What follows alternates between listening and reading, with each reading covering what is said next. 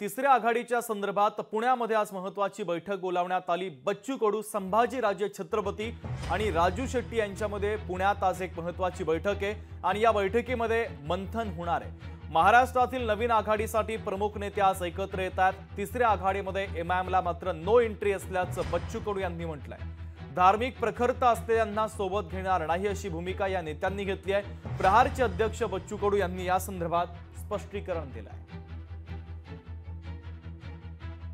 MIM किंवा एकदम प्रखरता जिथं आहे तिथं आम्ही हात टाकू नये। आमचा मुद्दा धर्मजातीच्या पलीकडे खरं तर कष्टकरी शेतकऱ्याचा आहे आणि हक्काच्या लढाईचा आहे।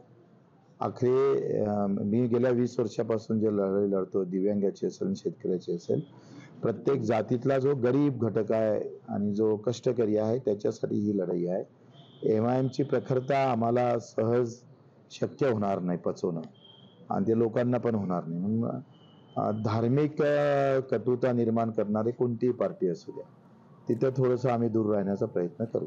तर तिसऱ्या आघाडी संदर्भातल्या हालचाली आता वाढल्याचं पाहायला मिळतंय। पुण्यावरून अमोल धर्माधिकारी आपले प्रतिनिधी आपल्याशी जोडले जात आहेत। त्या बातमीच्या संदर्भातले अधिकचे अपडेट आपण त्यांच्याकडनं घेऊयात। अमोल, बच्चू कडू, संभाजीराजे छत्रपती, राजू शेट्टी आज पुण्यामध्ये एकत्र येतात, महत्त्वाची चर्चा होणार आहे आणि तिसऱ्या आघाडीच्या संदर्भात शिक्कामोर्तब देखील होण्याची शक्यता आहे। महत्त्वाची अपडेट काय मिळत आहेत?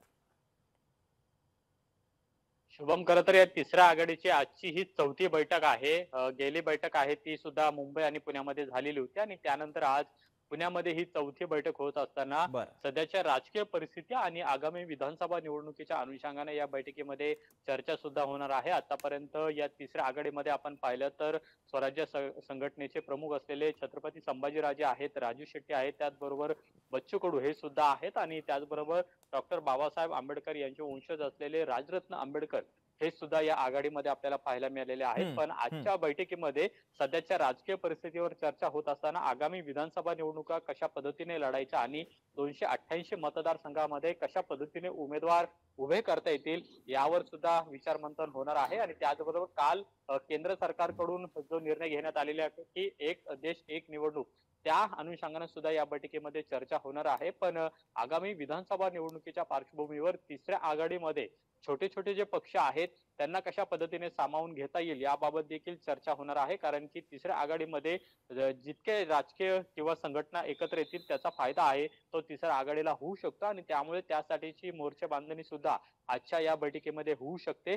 स्वतः राजू शेट्टी सुद्धा या बैठकीला असणार आहेत आणि त्यामुळे या बैठकीमध्ये काय काय महत्त्वाचे निर्णय होतात हे पाहणं महत्त्वाचं असेल। पण आणखीन कोणते राजकीय पक्ष किंवा संघटना तिसऱ्या आघाडीमध्ये सहभागी होऊ शकतात हे सुद्धा पाहणं महत्त्वाचं आहे। बच्चू कडू यांनी एमआयएमला या तिसऱ्या आघाडीमध्ये नो एंट्री दिलेली आहे, पण आणखीन ज्या पद्धतीने प्रकाश आंबेडकर यांची संघटना असेल, राज ठाकरे यांची महाराष्ट्र नवनिर्माण सेना असेल, यांना सामावून घेता येतं का याची सुद्धा चर्चा आहे ती या बैठकीमध्ये होणार आहे। आणि त्यामुळे पुण्यात होणारी आजची ही चौथी बैठक आहे आणि या बैठकीमध्ये काही महत्त्वाचे निर्णय होतात का हे सुद्धा पाहणं महत्त्वाचं आहे। आणि बैठकीनंतर एक सामायिक पत्रकार परिषद आहे ती सुद्धा या 3 प्रमुख नेत्यांकडून घेतली जाणार आहे। अगदी अमोल, महत्त्वाचे अपडेट या बातमीच्या संदर्भातले तू पोहोचवलेले आहेत, तुर्तास धन्यवाद।